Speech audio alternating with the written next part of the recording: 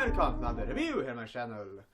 Today we're going to look at Kingsglaive, Final Fantasy 15. And yes, about the steelbook. I'm so lucky. Anyway, Kingsglaive Final Fantasy 15 is essentially set, what you could say, in parallel to the game Final Fantasy 15, and we're created by the same team which I read about that made Final Fantasy 7 Advent Children, which I have seen. I thought it was okay, but yeah. So that is a little bit backstory of Kingsglaive. So let's just jump into it. Kingsglaive Final Fantasy 15 is set in between Chapter 1 and Chapter 2 in the game, essentially. It essentially gave you the story behind what actually happened in the capital of Lucis, which is Insomnia. And essentially you follow one of the Kingsglaives, which is essentially a secret guard to the king of Lucis, which is Regis, essentially. And they get the power from him, essentially, and if he dies, their power goes away. That is set up in this movie, essentially.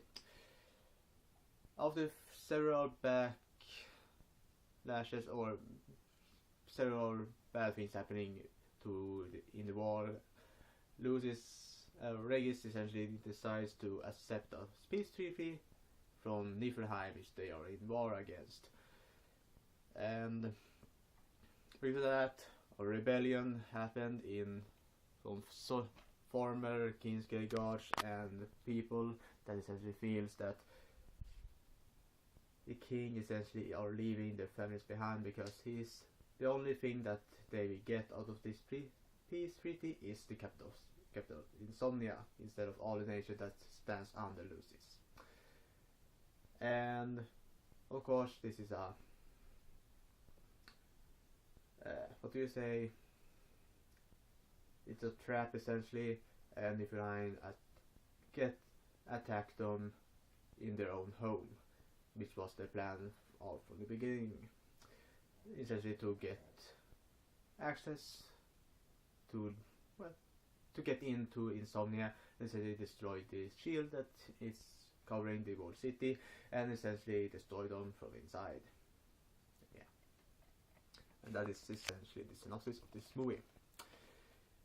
I wanted to see this movie because I wanted to see what actually happened, because the cutscene in the game didn't show that much, and I really wanted to see this movie. And the story is somewhat interesting, but at the same time isn't as interesting as I would have wanted it to be. You're following the Kingsglaive character Ulbris or something like that, I can't remember his name, and he's an okay character, but the story doesn't give him justice, essentially. And the story could have been a little bit better. It has its ups and downs, it gives some backstory, it gives the story in between chapter 1 and chapter 2, as I said, the cutscene, but after all it isn't strong enough to essentially hold up the movie. The animation in Kingsglaive Final Fantasy 15 is, to say it straight out, amazing. It is an amazing animation. It is almost lifelike, it is really realistic, and I just love it. That is all I can say, essentially. It is a really great animation in this movie. With animation you also have some action sequences, which is one of the bright points of this movie. The action sequences actually feel smooth, they are intriguing, it is just interesting to watch them unfold, and I just wanted to see more of it. It is one of the few bright points in this movie, essentially. And not much more can be said. It is just great to see what you have done in the game, in action, in the movie, in great motion, essentially. which you didn't see in the game. Of course, you had the moments that were a little bit slow in the movie, but at the same time, it just felt amazing to see everything, all the magic, all the powers, and essentially all the, what can I say, mythics actually being in full action in this movie.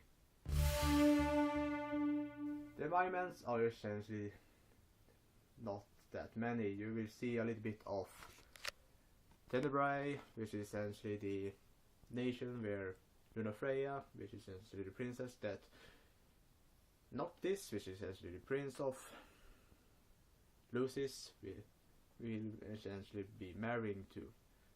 At least they're trying to. And you will also see, for the most part, you will see a little bit of Lucis, some deserts in Lucis, which they're trying to defend. But for the most part, you will actually see the city of Insomnia, which is the main environment you will see in this movie. And for the most part, it is an intriguing city, but at the same time, I wanted to see more.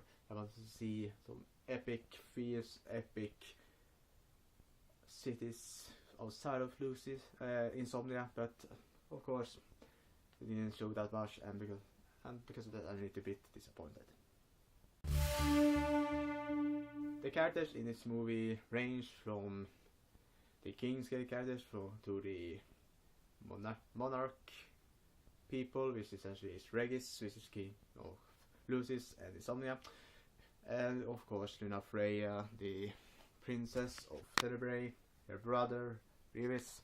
You will see the main bad guy, I can't remember his name, and the leader of Niflheim.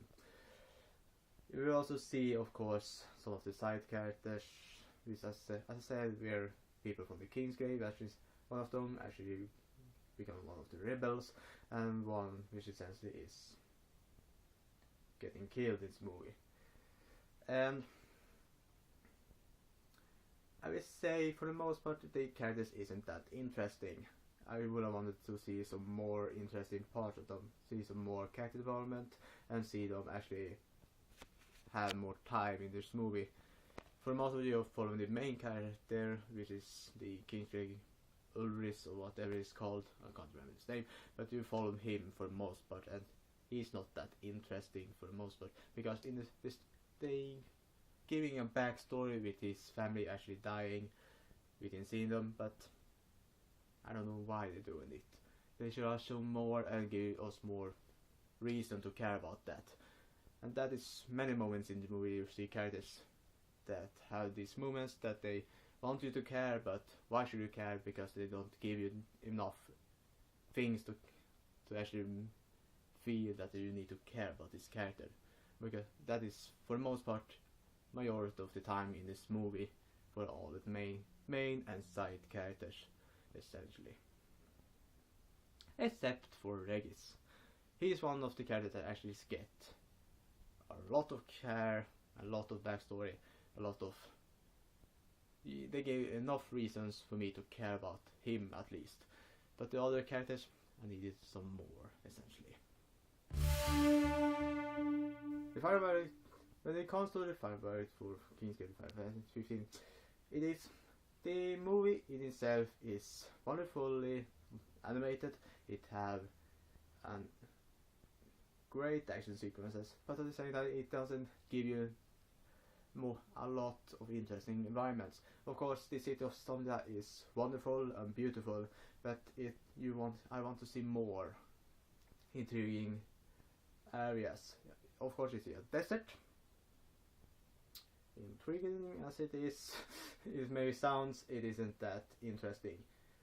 I wanted to see more of Lucis, Niflheim, maybe Tenebrae at the same time. I wanted to see more, essentially. The storyline is weak for the most part. It feels like it is showed in so that they could sell a movie, essentially. That is how I feel about the storyline. It should have been more. It should have showed you a lot more. Made you more interested in the storyline. Made you more intrigued for the game. Essentially, it failed like that in my opinion, and just felt like they wanted to sell another story that they should have included in the game. And the characters, well, even though they are greatly and voice acted, they are not interesting enough for me to care a lot. Regis is an exception, but at the same time, it isn't enough to hold up this movie. The final verdict for Kingsglaive Final Fantasy 15 is a 3.8 out of 10. That was all for today, folks. Hope to see you next time.